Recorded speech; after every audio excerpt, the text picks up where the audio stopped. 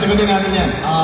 Basta maaalala mo lang lahat ito, no? Sige. Anyway, sana yung mga maswerte natin fans.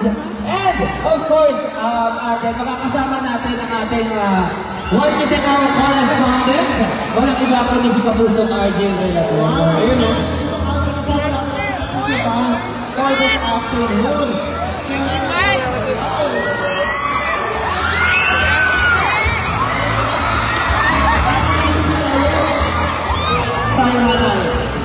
Alright, alam mo sa fans na ngayon, kung sa atin, may mga fans tayo magbibigay ng tanong sa'yo. Ready ka na ba? Ano pangalan ni Nanay? Marlene. Kasama po si Nanay Marlene. Nagpapakanggan yung biling sa tinap lang yan. Alright, ano ang tanong ni Nanay Marlene? Ito po sa Alden. Hello, Alden. Alam mo ba na since 2014 abot pa ng ako? Ay, salamat po. Question ko ito.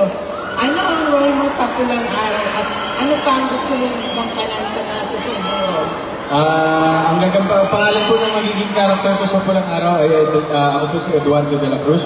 So, isa po ito sa mga pinaka-challenging roles na nagawa ko sa isang teleserye dahil first time ko pong gaganap bilang isang rebelde na sasabi sa mga grupo na lumaban po sa mga Hapon. So, excited po akong mapanood din yung lahat to dahil pinaghirapan namin at talagang saktong-sakto sa event diririwang ko natin ngayon, which is Independence Day. Dahil kung hindi dahil sa mga taong naging parte ng World War II, wala po ang kalayaan natin ngayon. Alright, thank you so much, Nanay!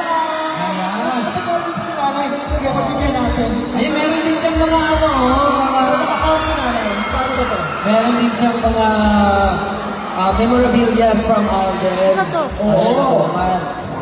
Isa? Wala naman na ang chance. Oo. Tutulungan na lang ko ni Alden. Oo. Sige. Alright. Alright, come on. Congratulations, thank you so Ayan. much, Nanay! Ayan, meron pa tayo marker dito. Grabe, paano sa ni Nanay? Ano mo? Ito yung ni Nanay. Ayan. Alright. Pagkita ko ninyo. Hey!